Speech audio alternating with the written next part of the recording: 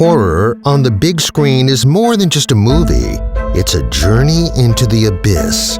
Tonight, we take that journey with the legends who created the terror. Welcome to Fright Nightz. And with that, I welcome you into another episode of Fright Nightz here on 105.3 The Bear. As always, your host, Kyle K-Dog, whichever you prefer. I am here once again with another episode, and it has been a series of firsts so far. First, we had our first director, then we had our first author, then we had our first actor, first in person, and now we have our first female guest, which I am very happy to introduce. She's done a series of short films as well as TV shows, and what most of you, if you stream through Tubi like I do, you'll find the one that most of you'll recognize her from. It's called Aquaslash, which I am very happy to introduce in the lovely Miss Lanisa Dawn. Hi.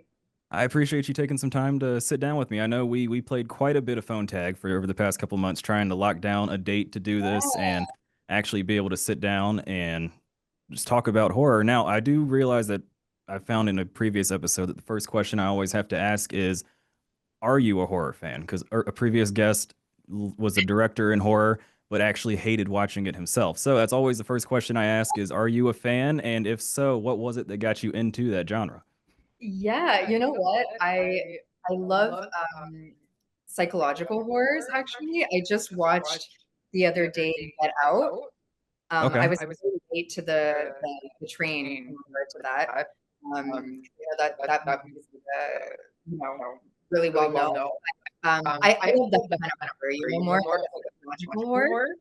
I have a lot of with my little distraction hearing my Try it now. Let's see. Oh, that's great. Yeah, that's totally better. Okay, I had just accidentally turned the wrong button on here. I was getting so distracted by what I was saying. Awesome. So yeah, I love that kind of horror, like psychological horror. I'm less into the type of horror that we did, which was Aquaslash, very campy, over the top. But I have to say, I love acting in that. It was so much fun to act in. It was one of like the first projects I had ever done, actually, because we filmed this movie 8 years ago now. It was in 2017 that we shot it, and it came out in 2019. So a little while after we shot it. And it's just so fun to see that, like, even now, all these years later, it's continuing to ride the wave that it's been on.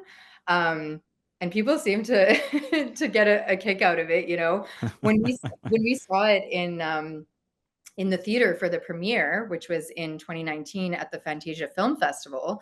It was really crazy because it was my first time going to Fantasia, and Fantasia is known as like a really, world-renowned festival for that kind of genre, like horror and sci-fi type stuff. Yeah. And it was my first time going, and the theater was like completely sold out. And when we did this movie, I mean, it was like one of the first things I had ever done, in the industry. So I didn't realize that it was going to be sold out. I was like, oh, who knows about this movie? Like, I thought it was just a small little thing. And it was a completely sold out theater. And what's really fun about Fantasia is people yell at the screen. Like, people are really interactive. They don't just sit in the movie like in a reserved way. They actually yell. So like people were screaming, and if you've seen Aquaslash, right, it's like, it's pretty over the top and pretty hilarious. So people were yelling at the characters, like, don't go down the slide, whatever. To give people context, if they haven't seen it, of course, it's about a killer that puts blades in the water slides to kill these graduates at their high school graduation party. And yeah, so it was a good time. And so to answer your question in a very long-winded way, I had a lot of fun doing it. It's not my style of what I would watch normally, but I had so much fun. Yeah, and I was a big fan of the film, and that we're gonna save that part of the career-wise for later at the end, because there's so many questions I've got about that, the process and what it was like. But I mentioned right before I hit record, and I didn't want to just throw it on you after we started recording this, but me being the thorough researcher that I am for my guest, I deep dived a few days ago just to see if I had missed anything, and I found that you actually have a music career as well. Yes. You know what? I wouldn't call it a career necessarily. I do it for the passion of it. I do it for fun. I've probably made a total of like $5 with my music. in regard to streaming. I have some I got some pretty good streams, honestly, like for an independent artist, at least I think so. Like my 2 songs that are on Spotify, I think they're at like 48,000 streams or something, which might seem really low to some people, but for me, I don't have any music management or anything like that. So it kind of just happened naturally because it got added to a few independent playlists and stuff when I had put them out. And yeah, I did a music video. It's already, I think, 3 years ago now for this song called Losing Game, which is all about going out into the world in the face of adversity. And even if people tell you it's a losing game, you go out and play the game anyway, and it's about just getting through all those challenges. So that's what and we did kind of like James Bond. At least that's what people are told me. Multiple people have said the music video kind of resembles like the intro to a James Bond movie. So I'm pretty proud of that because it was very low budget, like very shoestring budget. I paid for the video myself. I had an amazing video team in Montreal, where I'm from, that did it with me. We were only like 4 people total, and they helped me with the video, and it turned out great. And I have been working behind the scenes on music recently, which I'm really excited to get back into that because that's kind of been shelved for a few years. And I'm very excited to start putting that out. Like it's gonna slowly start rolling out over time. So if people want to follow me on socials and see what comes from that, it's coming very soon. Yeah, that was actually how I found out about the songs you've released, was that music video. Because, like I said, with me being as thorough as I can, especially when I have someone like you that takes the time out of their schedule to sit down and do this, I want to find as much info as I can to make it a more interactive conversation. And from what I've heard and what I saw, I think you are a very, very talented singer. And I look forward to what you've got coming out next. And hopefully the listeners will as well. It's good. Awesome. Thanks so much. And now that I've put you on the spot, gotten you a little out of the comfort zone from what we talked about a couple of weeks ago. Now we're gonna jump into the horror. First, I want to start off with some of the short films you've done. Which the first Sure. one, I think it was 2017. I could not find it anywhere to stream it. It was Sorrow's Realm. Oh, yes. Oh my For the gosh. life of me, I could not find it. So if you'd be able to kind of explain what that's about, since I wasn't able to find it, and that means the listeners probably are gonna have a hard time as well. Yes. So Sorrow's Realm was a short I did. So that was like way back when. So all this stuff that I had done around 2016, 2017, that was when I just got into film and TV acting because I got my agent in 2016. So Sorrow's Realm was a short film that a very new filmmaker had written the script and reached out to me to do it. It was kind of like a sci-fi type situation. It was this woman that's grieving the tragic death of her lover. And then she journeys into like a cemetery and she meets this kind of like weird kind of creature that who's called Sorrows. And he like confronts her basically with her grief essentially. So it's a story like that. I don't know if it's even online or where it would be found, honestly. I'd have to ask the director. But what's interesting is there's this recent short film that I had done called Nexus, which came out. Actually, it's on IMDb, but it's not out publicly. It's doing festival rounds right now to see if it's going to be like nominated for any awards or things like that. Okay. But that one is the same director as Sorrow's Realm. So this was like all these years later. He had asked me to be part of that film as well, and that was also like a sci-fi type film as well. He's really into that kind of genre. Yeah, because for Sorrow's Realm, the only info I could find was what IMDb had about it in that little description. And like I spent quite a bit of time trying to find it, and for the life of me couldn't. So I knew I had to bring that up. And if that wasn't the first, what was the first sort of like horror role you did? Because that was the earliest I could find online. Okay, the first, honestly, oh no, you know what? Okay, this is actually a crazy story. So I lived in Hong Kong for a time in 2014 to like late 2014, so going into 2015, November 2014 till about February of 2016. I had gotten this contract with a theater event company out there who were looking for foreigners to work as my position was resident actress. That's what they called the title. And we were doing like 18 different shows on rotation. So I was there for a year working for this theater company, doing very like pantomime style theater, musical type stuff. I was singing a lot as well.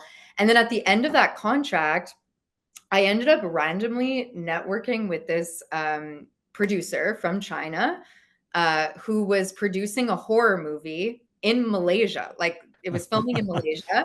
And that was my first ever horror movie. It was called Come Play With Us. It's actually still on IMDb.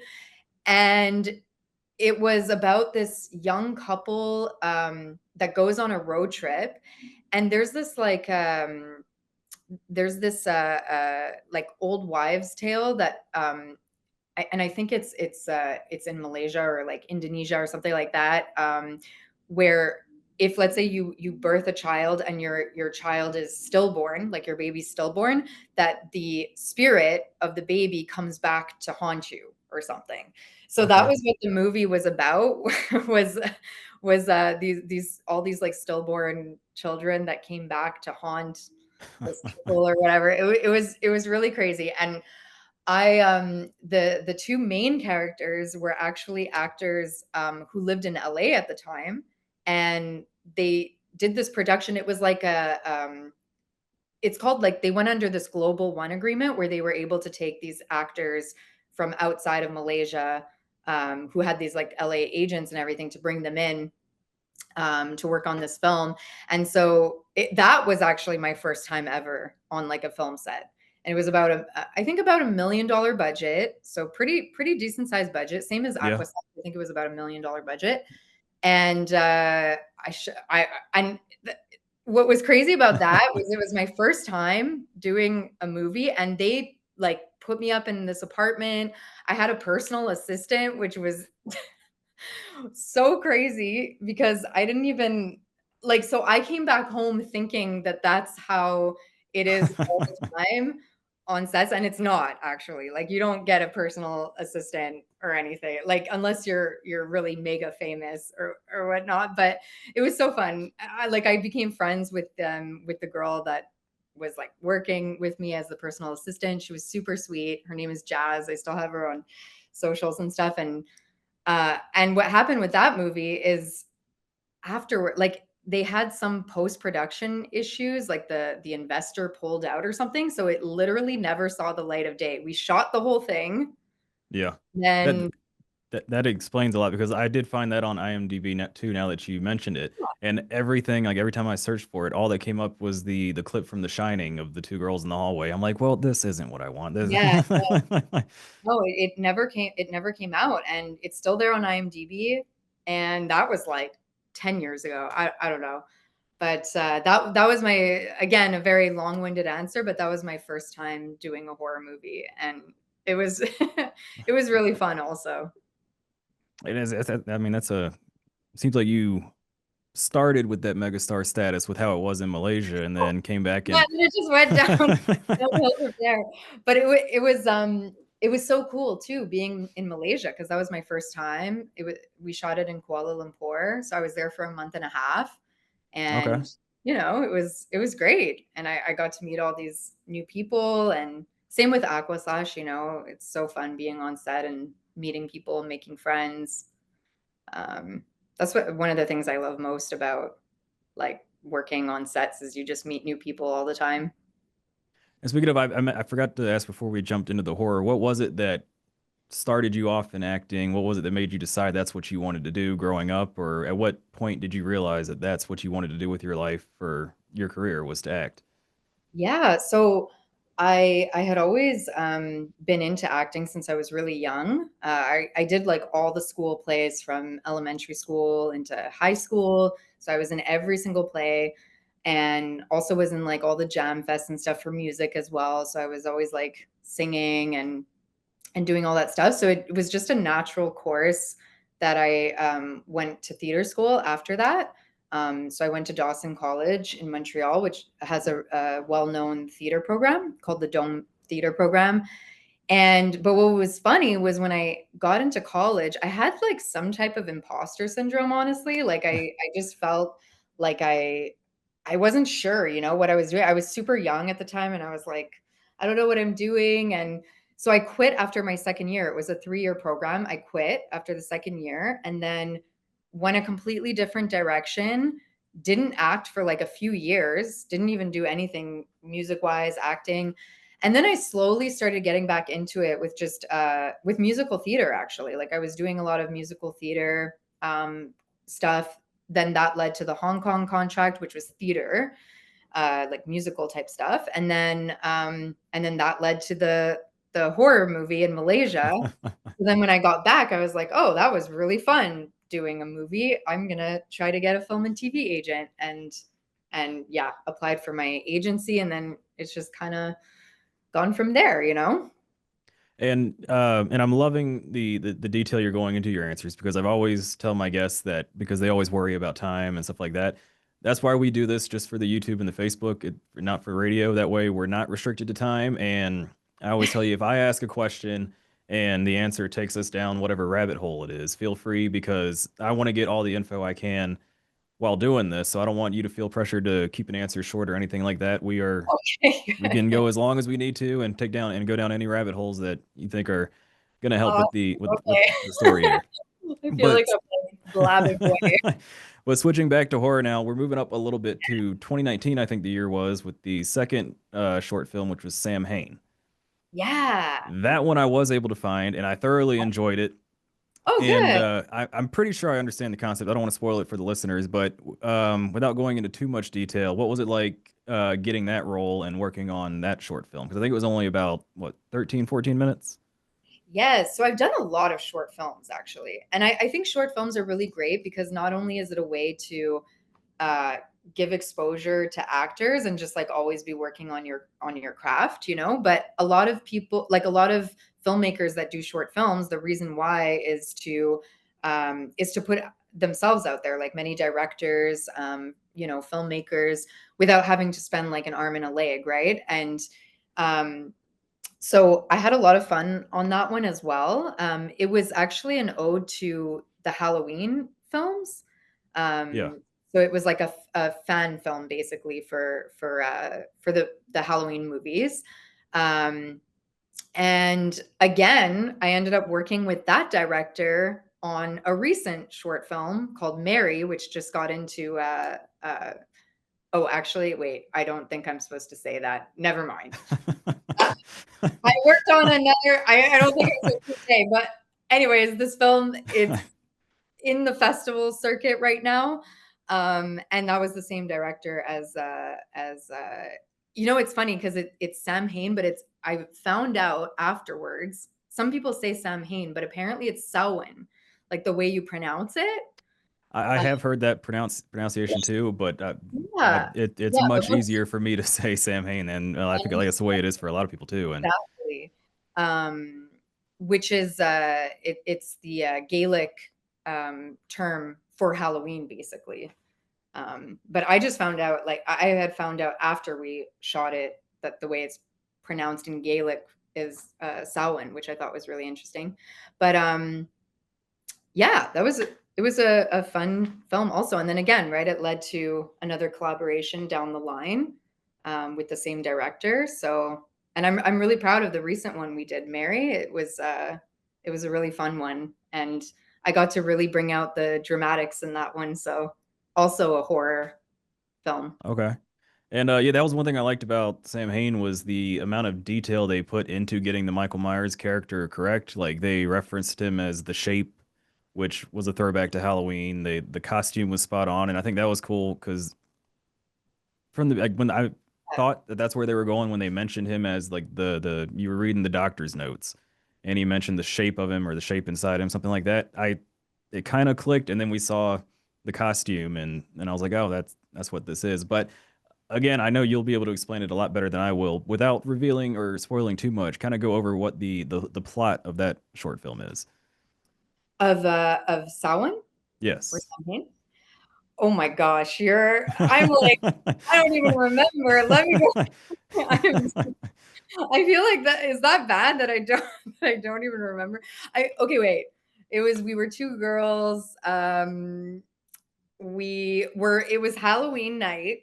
Yeah, it was Halloween night, and then a neighbor shows up or something. Honestly, I feel like I don't even remember what I ate for lunch yesterday. So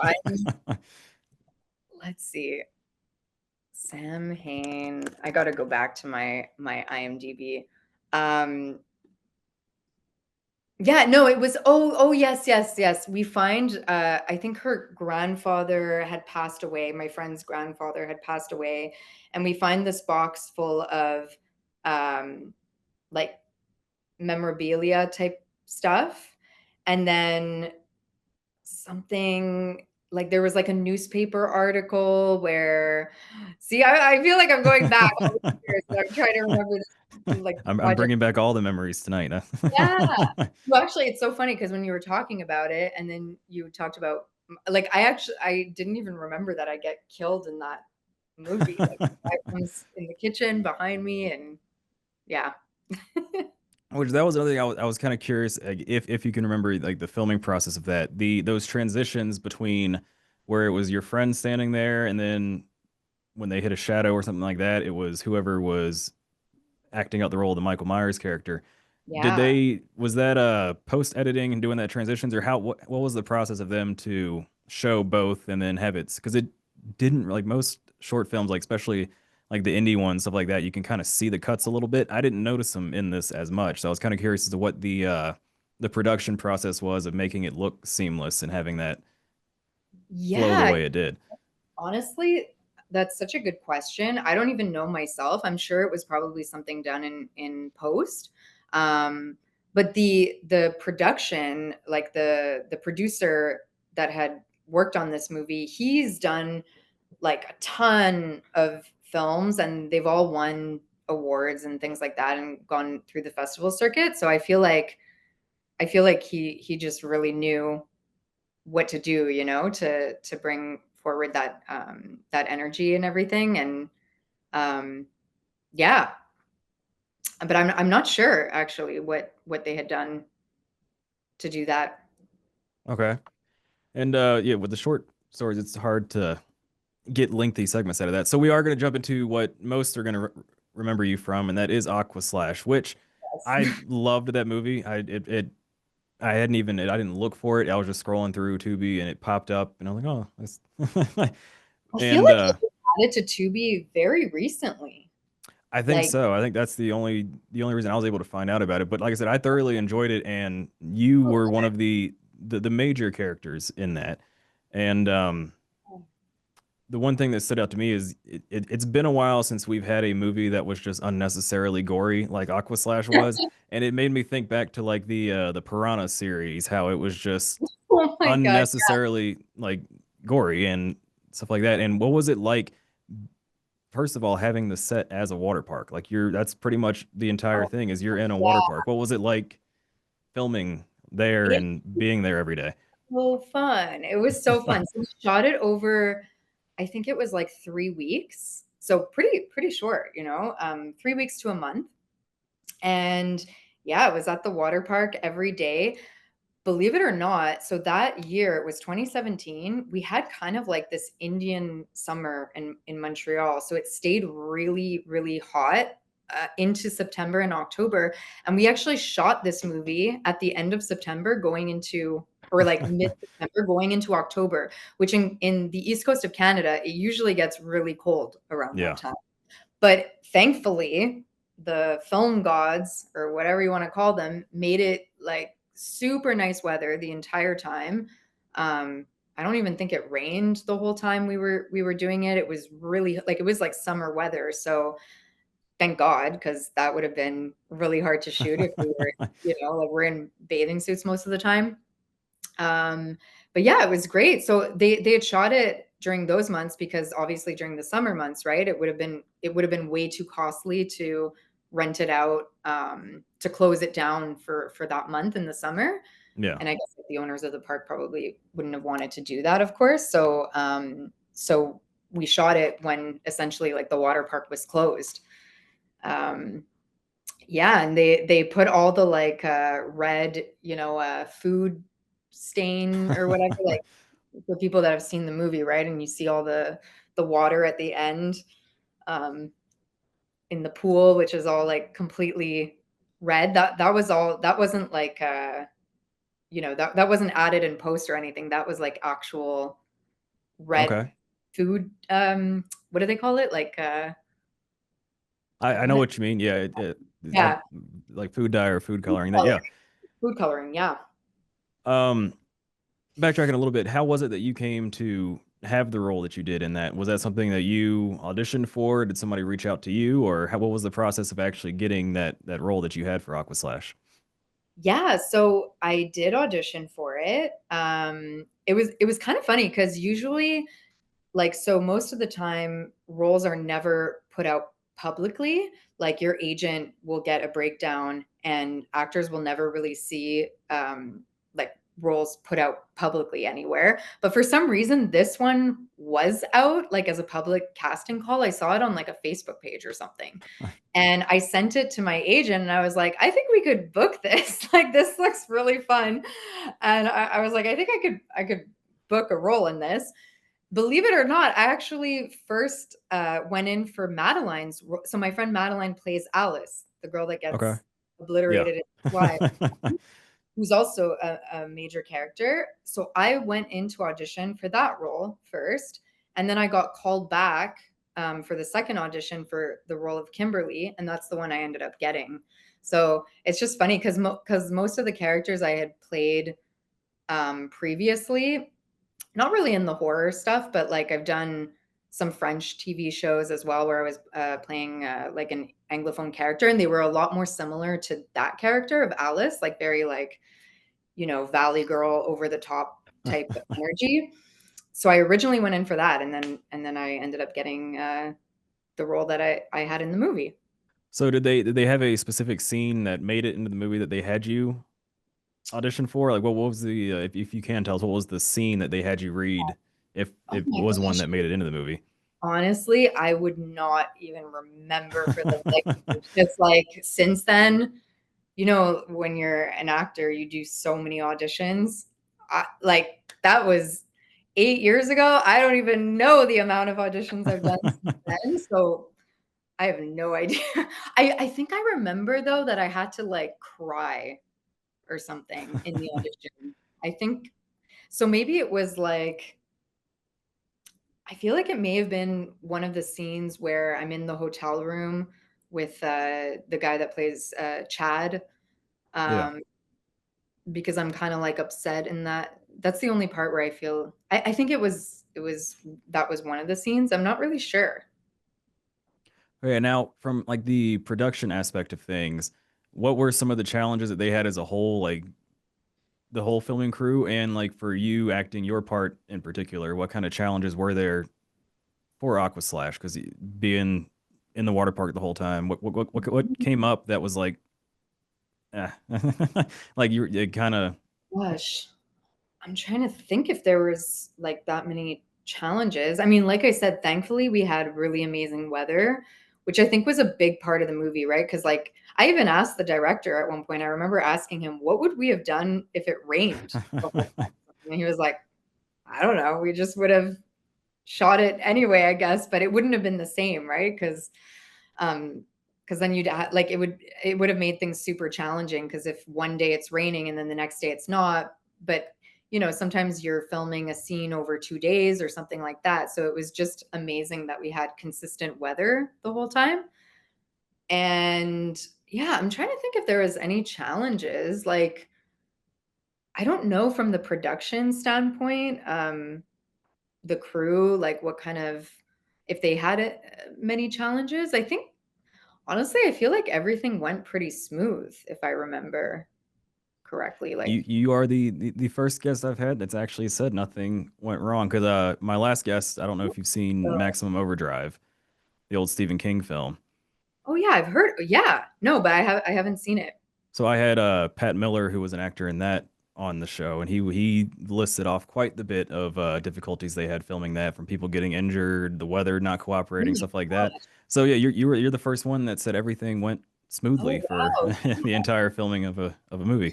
Yeah, I feel like it did. I mean, I don't like we were under the actors union. I feel like that movie was probably under the actors union too, though, because but anyways, I mean, we were under the actors union, and they're pretty like they really have their processes in place to make sure that, everyone's safe when it comes to any type of dangerous type stunt scenes or whatever. We actually even had, the scene where I get like when they have the band playing, and then my boyfriend Tommy, he like pushes me down onto the floor. I don't know if you remember that scene. I think I He, do. Yeah. he goes like onto the stage to beat up Josh, and he Yeah. he like, Yep. pushes. We even for that scene, which isn't even that like crazy, we had a stunt coordinator. Like we spent like an hour with a stunt coordinator just making sure that everything was done properly so that when I fell onto the floor, I wouldn't get hurt. Yeah.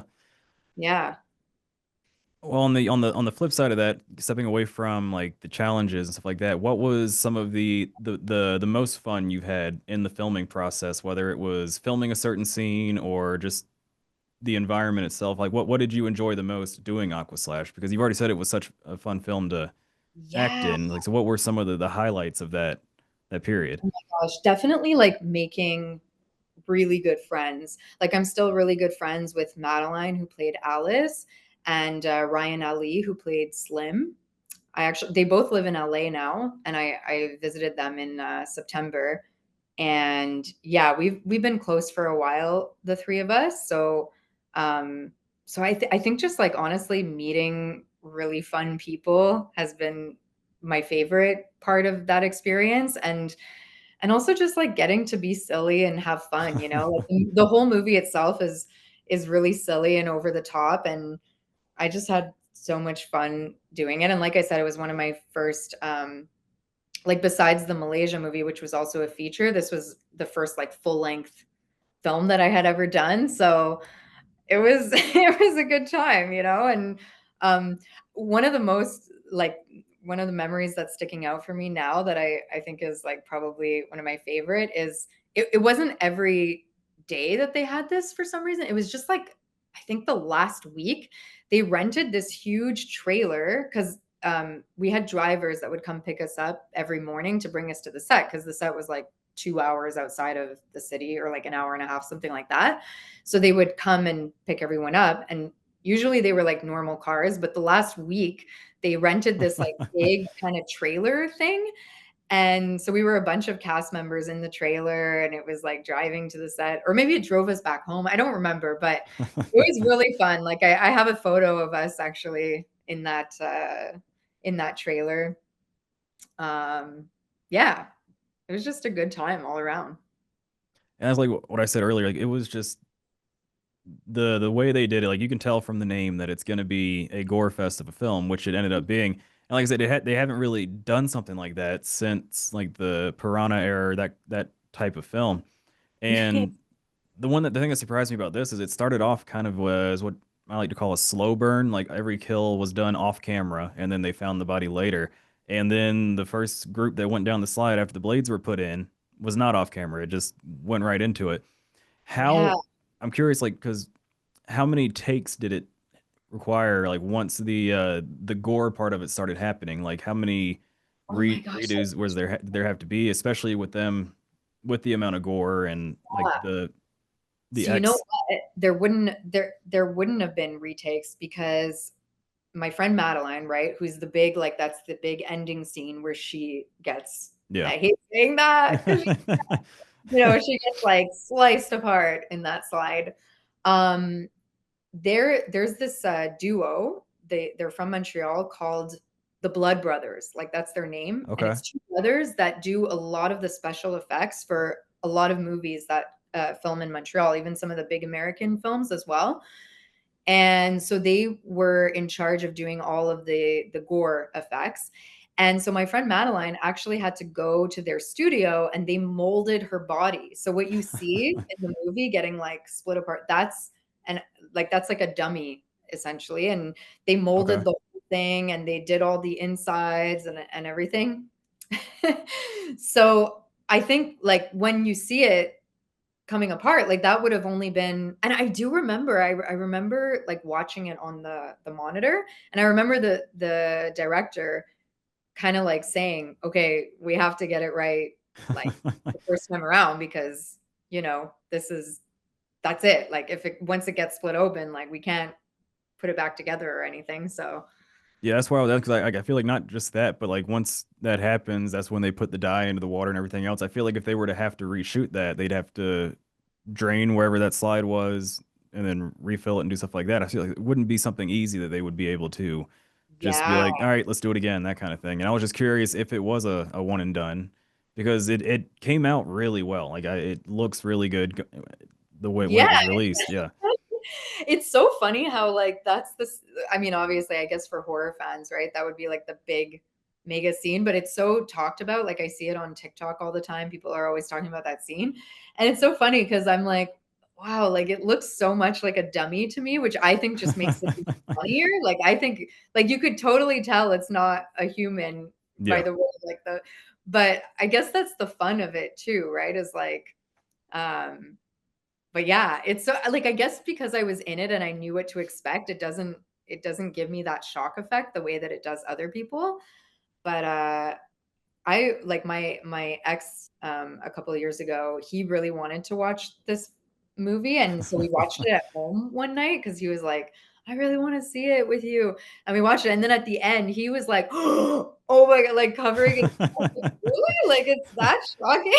Like it looks, I find it looks fake, but And I see, I guess can get where like shocked it's like by the it. stuff coming out now, Terrifier, how like it for me, having watched as much horror as I have and being as big of a fan I am, that kind of film, I go into it expecting the gore to not look as real as other people say it does. But even then, like I mean, just the way it was done was really well. Yeah, It like was the I thought it was filmed super yeah. well. It was really cool. It looked really cool at the end, you know? And I'll stepping away from the filming aspect of it. I'm curious. Do you travel to like conventions and stuff like that to meet the fans or anything like that? Have you done that since Aquaslash has No, been released? no, we haven't done anything like that. To be honest, it's like so funny because I feel like it's only recently that it seems to be like picking up again or something. Like I think when it came out in 2019 and then like 2020, I saw a bunch of articles out there, and I think it's but like it's so funny to me because I feel like it's still underground in the sense that like not many of my friends or family know that it's kind of catching waves, and I guess you could call it like viral status on TikTok and YouTube. Someone sent me a link of that last scene on YouTube. It was like on a horror YouTube channel, and it had like 45 million views or something. And I was like, what? That's crazy. That is one of the things I think I caught it right when it came on Tubi, and then like a week after I watched it is when it started popping up on social media everywhere. And Yeah, like it was like it popped up when it came out, and then it kind of just like, went away. And then recently, because even recently too, I've had like I get DMs here and there on socials, and people just saying, "Oh, I saw you in Aquaslash," and this just started happening recently, and I was like, "What? Where is it? Where is it playing now?" I'm like, "Where are people seeing it?" But I guess it's from Tubi. and like it's even gotten to the point now where I don't know if you've heard of the YouTube channel. Their channel name is Dead Meat. They do like kill counts and stuff like that for horror movies. Okay, no. Um, I keep up with their videos, and in a couple of the recent ones, there have been people commenting saying that they should do Aquaslash and have that for an episode of Kill Count. And like I'm like you, like after I watched it, I'm like I didn't realize it was this big of a movie. And like it shocked me how much ground it's gained since like at Yeah. least in the past couple months. It's so funny because, like, 8 years ago, my cast members and I were at this party, and we were joking, being like, "Oh my god, imagine if Aquaslash became the next Sharknado or something," like, just, like, really popped off and became some kinda cult, like, weird thing, and I'm like, "Maybe that could actually happen." I'm not sure. You know, Like, all these almost 10 years later, it would be so hilarious. was it when Um I first reached out to you about doing this episode of Fright Nights, it was right after I had watched it. And then I tossed it up to my phone listens to me, and it heard me talk about it to my coworker that you agreed to be a guest, and that's why it started popping up on social media. But then I started seeing other people talking about it and on the YouTube. I'm like, wow, it's a lot more people have seen this than I thought, and that's what makes it even better that you're on here tonight, because now people are gonna know the movie, and now they'll know you, and they'll go out and watch it if they haven't. Oh my gosh. Yeah.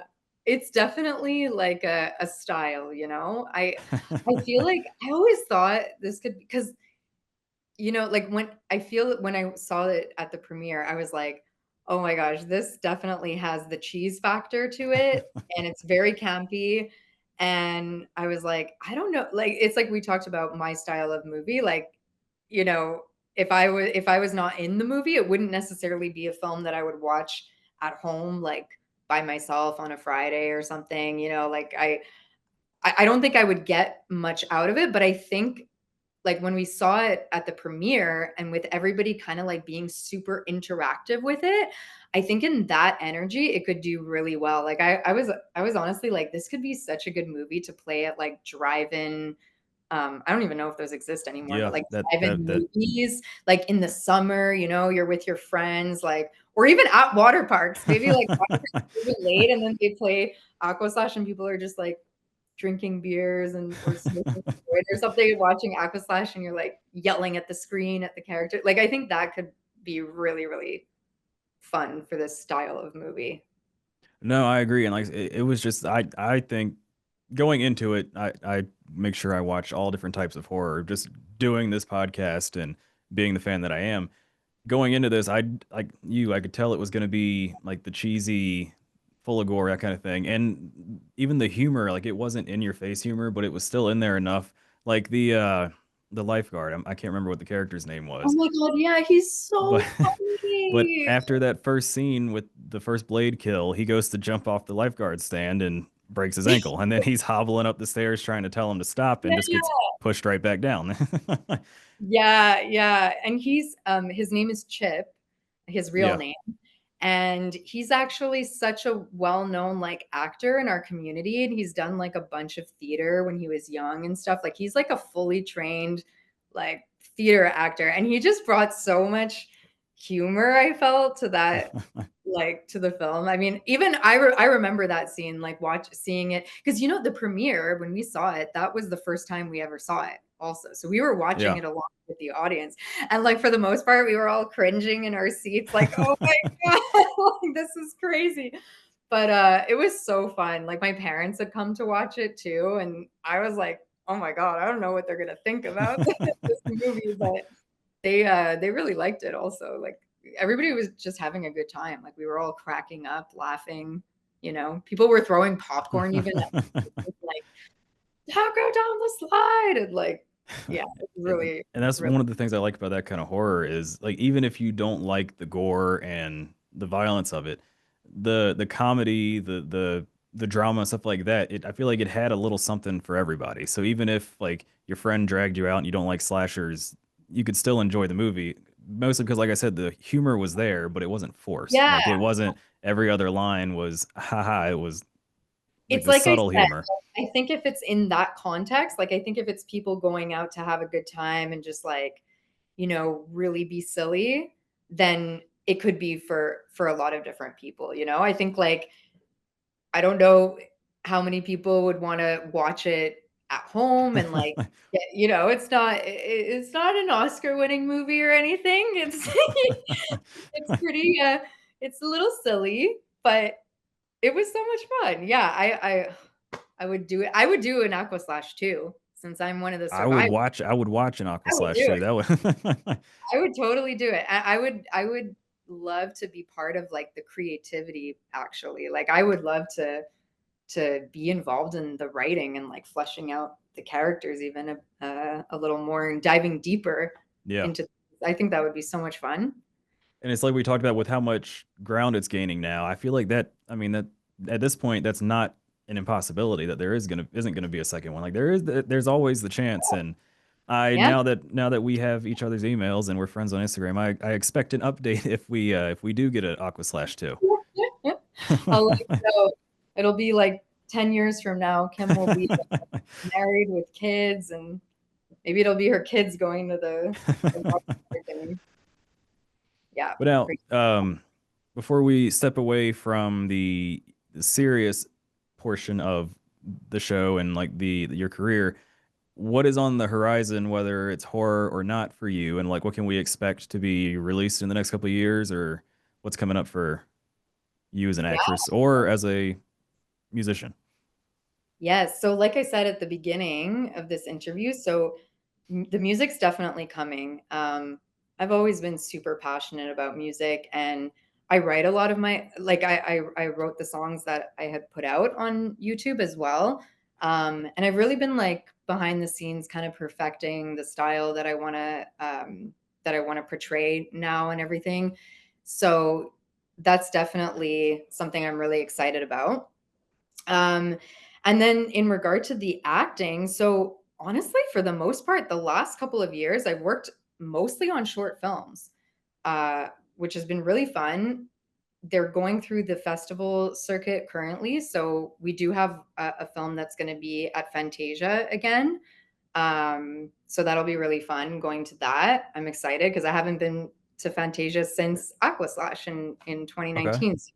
So that's going to be really fun to go there. And I'm really proud of that film. Like, I feel like that character was a lot more mature than what I usually have played. And um, just like very different than other things I've done. And it was very like, it was more of like a psychological thriller horror, Yeah. that short film. So yeah, I'm excited about that one. And I have a bunch of other short film projects that I'm going to be working on in the next few months coming up. And then besides that, just auditioning all the time. I do a lot of like, I've done a lot of voice work over the last few years as well. Okay. So I've done like, I hosted a podcast, and I've done voice work for a video game actually, which was really fun, and like commercials and stuff like that. But and then when it comes to the film and TV stuff, just a lot of auditions, honestly. Like, it's, this industry be crazy. It's, yeah, it's like I feel like I audition more than I work. But auditioning is work. I Yeah. think it's still work. You put your best foot forward, and you hope for the best, and that's just what it is. But I want to produce my own projects as well. So that's another thing that I'm slowly getting into. Like, I've really been interested in taking screenwriting courses, and I want to create and write my own projects. I think that that's the best thing to do, as a creative, is like, don't wait for the phone to ring. Like, put yourself out there and do your own stuff as well, because you can showcase yourself in the way that you want to. And with social media nowadays, right? Like, you can really, I mean, you have an audience, you have a platform there already. So yeah. And that's one of the things. Another former guest of mine, Craig Dowsett, he was Winnie the Pooh in the Blood and Honey movie. Oh, cool. And that movie got him so much fame that he's now directing his first film. So he went the route that you're talking about, that you want to try, of producing your own stuff and having something that you came up with go on screen too. And I think that's a great Yeah. plan. And like having that one standalone movie could be enough to push you over the edge to where you're able to do that. And I look forward to it if you are. Yeah. And I actually, I don't want to say what it is, because I don't want people to take my idea, but I do have a horror movie idea. And I think, and I've done a lot of research, and there's no other horror movie like this. And I think it could be awesome. And, with just having the connections, like with Aquaslash and horror movies, apparently one of the reasons why I decided, like, you know what, I think I want to write a horror movie as my first like attempt at getting into screenwriting, is because in doing a lot of research, I found out that horror is actually the easiest to get funding for, because of the like there's such a fan base for Yeah.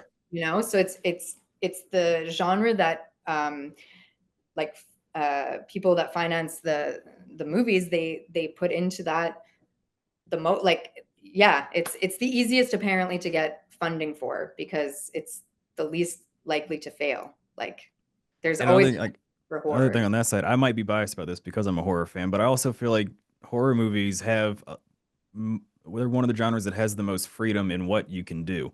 Like you can any type of monster you want to come up with, in theory, you can put it on the screen. Like if you do an action or a romance, something like that, you're kind of limited as to what you're able to put on the screen because it's not as sci-fi-ish or whatever of a genre to where you can just think, oh, I want this to kill somebody and make a movie out of that. Like I think horror is a much more rounded genre if you're trying to create something unique. Yeah. Yeah. Now, before we do our fun segment here, I've got a it used to be a rapid fire questionnaire near the end to wrap things up on a fun note. I Oh found in my, the past people do have to think about the answers, which I get because I still do. So it's not as rapid anymore. But before we get into okay. that, I always ask if someone's trying to like kind of follow in your footsteps and get into acting, whether it's horror or not, what kind of pointers do you have to get their foot in the door or get them started if they're, say, they're in college or they're trying to figure out how to start that process? Gosh, yeah. Oh my goodness. I feel like definitely, um, this sounds like such a generic answer, but I feel like training is key, honestly. Like I know most of the casting directors, they'll look into that, they look if someone has taken it seriously. So I definitely think you need to train. It's the same as athletes, right? It's like if you don't go to the gym as an athlete, you're gonna lose uh you're gonna lose your touch. So even now, like I still train. I still go to acting workshops and try to improve myself any way that I can. And I think even just through all the auditions I've done, I feel like I've improved a lot over time. So that would be my first advice. And Okay. then I also just think honestly in the world today, it's so easy to create your own stuff, because you can always get together with like film friends. If you're younger, like people that are in school with you, create like your own little community and start creating your own stuff. Because I'll tell you, that's my biggest regret when I look back to when I was younger, right? And when I had quit theater school and then I left it for a few years, the friends that I had who had actually stuck with it, what they did before they started like really booking things and became and are like much more consistently booking than I am. They had created their own stuff. Like they had created their own short films, like put themselves out there, because you have to showcase yourself and Yeah. that you can do the best, right? Like because when you get an audition, you're stuck within what that character is but you can showcase yourself in a way that maybe a casting director wouldn't see you in that light, and you can be creative in that way. And that would be my biggest advice is to just create your own stuff. I think that's a great answer. And now, if you're ready, we'll jump into our rapid, not so rapid, rapid fire questions, and we'll see what Lanisa Dawn prefers when it comes to horror, depending on the question. Are you ready? Oh my God. Okay. I'm so nervous. I don't know much about horror. So I hope this isn't like horror trivia. No, it's not trivia. It's your personal preferences. It's just the first Okay. thing that comes to mind. And the first one's always, what is your favorite standalone horror film? So they were just one and done, no sequels, trilogies, just one and done. My st I think I don't know if I'm just saying this because I just saw it recently, but I'm gonna say Get Out. I really Get liked Out that. is a good one. I think so. Next, we have your favorite series. Oh my gosh, my favorite series. This is Um, always the first one that gets people thinking. Mine is the Firefly trilogy, the Rob Zombie movies, House of a Thousand Corpses, Devil's Rejects. oh wait, are you talking horror series or like Yes, it could but this questionnaire is strictly oh, horror. So if we can, oh, yeah. strictly horror? Oh my gosh. Oh my gosh, I have no idea. Do I even watch horror? Um, I don't even think I've watched a horror series. I'm not like a huge horror fan. I feel ashamed to say that being in so many horror shorts and this movie, but Well, we can uh, say even if you've watched one from a series, whether you don't have to have watched the whole ones. Like we've had some guests that just have just thrown out Alien because that was his oh, first I'm film that he so saw was Alien.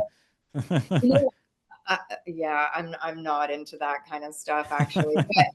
But okay, wait. What about this isn't really horror, but I feel like it can kind of be long. What about Black Mirror? Can I say that? I'll accept series. Yeah, TV shows can count. That'll work.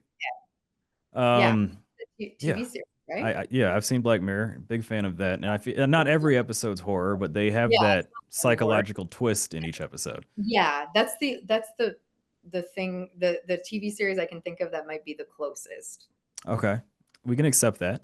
Um, And now we're gonna go with favorite final girl, the lone survivor of a movie. oh my gosh. Me. No, I'm joking. I'm happy I survived. Let me see. Oh, what about, oh my gosh. Okay, wait, you know what? But this isn't a standalone, I don't think. What's So the this movie? can be from a standalone, or if like it was from a series and she was the last one standing. It can be just any horror movie. Your favorite final girl. What about what's the movie that Jennifer Love Hewitt did? Like, so, and it's, I still know what you did last summer. yes. That's this is the first time that's came up here on the show. I'm a big fan of that movie as well, and I know exactly who you're I talking know about. Lanisa, and that's, can I, is that a standalone or was there another one out?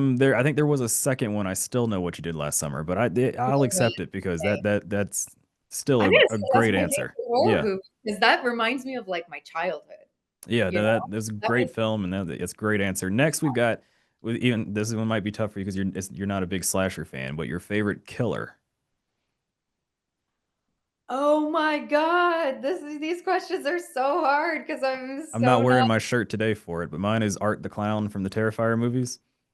Just Ah, be I hate clowns. it's just because interesting to me that he never says a word. All three That movies, Art never speaks, and then it's still as great films as they are. So that's why he's my favorite. I haven't had the chance to meet him yet. Hopefully, I can get him on the show one night. But favorite killer. favorite killer. This is always the one of the That two is, toughest for my guess. yeah. Oh my gosh, I have to think of like horror movies though. Can you like shoot me throw me a bone and like tell me some popular, Like remind me of some popular horror movies. I've had a guest pick Freddy Krueger. I know my Okay. coworkers is Jason Voorhees from Friday the 13th. Mm. Um, no one's picked Chucky, which I can understand. Chucky. But we've also like a lot of the well-known Yeah. killers are the older series. Like you've got the Xenomorph from Alien, you got Predator. Mm. Is there any like female killer? Has there been like a I female know one? the first Friday the 13th was Jason's mom. A lot of people think it was Jason. It was his mom. We've also got that Megan movie that came out a few years ago, the killer doll that Oh, wait, can I say Hannibal Lecter? you can. Well, Silence of the Lambs is a great horror movie. But I hate saying that because he's so like, I'm only saying he's my favorite killer because I love Anthony Hopkins as an So, actor. see, that's why I don't put requirements on why you have to pick. Yeah, any reason Okay, is a valid I reason. And don't I need to will say why because I don't want people to think I'm a psychopath. But like, oh my God, wait, I just thought of another one. And this is actually maybe my favorite one movie. I love uh, is it American Psycho with what's his face there? Uh you know American Psycho. that's the new one with I'm blanking on the actor's name, the guy that played Batman as well. Christian Bale. Yeah. That's also a good choice. Yep. Oh wait, We can he take might be that. like, so there, it's a tie between those two. I just think American Psycho, that might be my favorite horror movie though too. That was a good one because that had a lot of like, I'm very into dark humor, hmm like kind of like story, and that I felt like that had some really like funny, like it was, there were some funny scenes in that movie, which No, is very that is interesting. another great choice. You're bringing up a lot that has not made an appearance on this show yet, which I'm glad. And then I've got one more for you, which I find is the hardest to answer, and mine changes every episode. I do these once a month, and my answer changes every time I do one. But it Okay. is your favorite kill in a horror movie. Oh my God, you're really good at these questions. My favorite kill. Oh my Lord. I don't even think this is my favorite. It's just the first thing that popped into my head. And I think it's just because it like traumatized me when I was a kid. And I think it was from I Know What You Did Last Summer with Brandy was in that movie too, I think. The Okay. singer Brandy, right? Like, was it? I'm pretty sure it was her. And I think it was her in this scene, but like she goes into a tanning bed and then the killer it's such a simple kill too, but he like he ties or he like locks the tanning bed and she's trying to get out and then she like burns. I think that is I Know What You Did Last Summer because there's a storm going on outside, so no one hears It's her not my screaming to get favorite. out. Yeah. It's not my favorite he means, but like for some reason that's the only thing that popped into my head is just because I think it just when I was a kid and I watched that, I was like, oh my God, I'm never going into a tanning salon ever. Plus, it's really bad for you anyway, on Yeah. a side note. So I will tell you mine, like I said, changes all the time. Last episode I did with Pat, it was from the original Friday the 13th with Kevin Bacon. He was laying on the bed and Jason's mom shoves an arrow through the mattress and through his throat, which is just an iconic scene. But for this one, I just recently rewatched the movie and I don't know if you've seen it. It's from the movie Bone Tomahawk. Oh, It's a no. it's a Kurt Russell film, which Okay. everything he's in is phenomenal. But there's this Native American tribe that's kidnapping people from like a Wild West town, and a group goes out to try and bring the people back.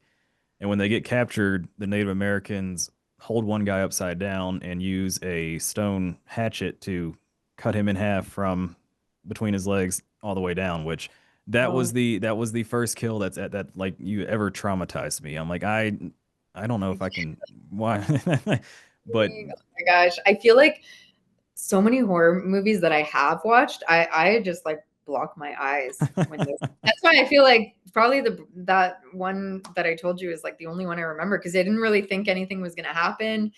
But yeah. I don't even know if I've really seen mo I'm not like a horror fan that likes to watch the the people getting You know, sliced apart, you I know? did think about one more, Okay, which I know you already said you don't like the slasher the gore aspect watching it. So we're gonna leave that aside. You can't use that as your answer.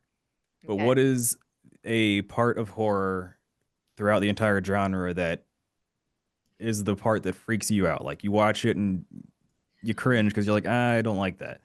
Okay, I know exactly my answer. It's the lead up before the actual event happens, you know, because they always like they're really good in post with putting the creepy music. Yeah.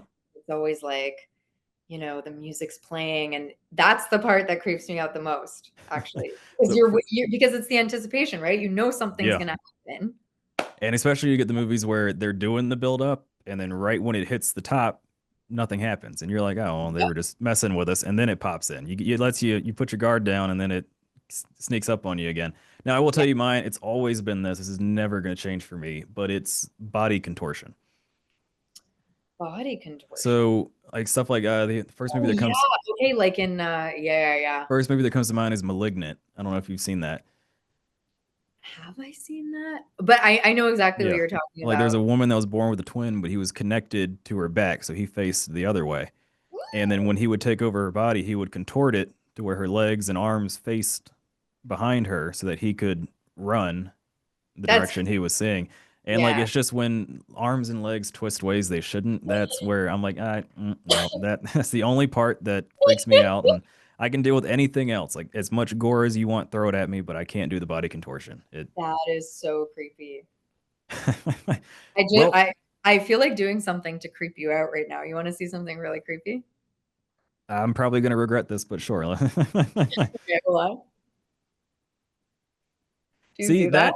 See that? So I can do that. I don't know if I'm you're double trying to get it. jointed. I can do it with my thumb. So Can you? I can push my thumb back to where it touches the bottom of my wrist. Wait, what are you you're going like this? Okay, see, I can't do So then yeah. I twist it back to Do you know there. what's so funny? When I was a kid, I used to be able to do that with all of my fingers. Now they don't go back. But when I was a kid, I was like 8 years old or something, and I was on my desk. I think I had ADHD, honestly. I've never been I think I did. I would be distracted all the time in class, and I was going like this, like on my desk with my fingers. You can't see it, but I was going like this, right? And like so my, you know, it was touching the fingers. And I thought I was like 8 years old. So I thought this was totally normal. And then this kid beside me looked over and was like, ah, oh my God, started screaming in the class. And I was like, what? Now, if I was 8 years old and saw you doing that, it would have freaked me out too. But That yeah, would have no. been like that's the start of a horror movie right there, you And know? like I said, the Or only reason you doing that tonight didn't freak me out is because I can do that with my thumb too. right. It's the the bones that almost nobody can bend that way. Like you see the people on America's Got Talent that do like they dislocate Oh and my swing gosh, it all the yeah. way around. Like no, I shouldn't be doing Yeah, yeah, that. that's crazy what people can do. But I think that does it for the rapid fire questions. I had a lot of fun. Now, like I said, I rabbit holes available. If there's anything career wise or fun wise that you think I've missed out on that you'd like to bring up, feel free to go ahead and let me know. Or I think we covered everything. I'll let you know if there's an Aquaslash too. that, and like I'll stay in touch with you now that I've got your email and everything else, and we can keep up to date on any short films and stuff like that that comes out. And For sure. in the Yeah. future, once we've got some more under the belt, we can have you back on as a guest again. Well, that would be awesome. And yeah, you're in Montreal now. You said you were home.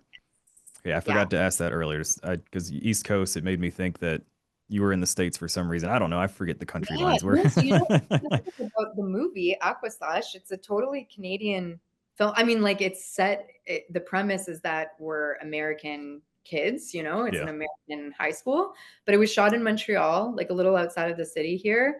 I think most of the cast, with the exception of one person, was from Ottawa, but we're all Canadian. Okay. And yeah.